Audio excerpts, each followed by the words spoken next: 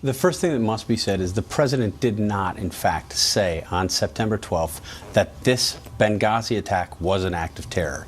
He used the phrase acts of terror, but he used it in a much more generic way. And the White House, if they want to make the argument, can say, look, the speech was about Benghazi. When the president uses the phrase acts of terror in a speech about Benghazi, it's clear that he's speaking about that.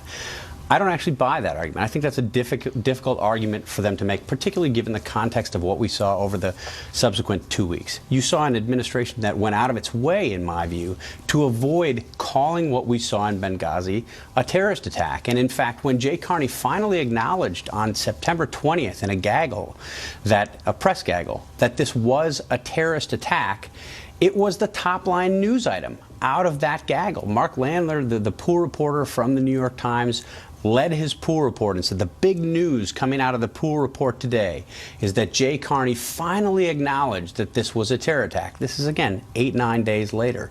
So the story coming out of there a week later was that the White House was finally acknowledging this is a terrorist attack.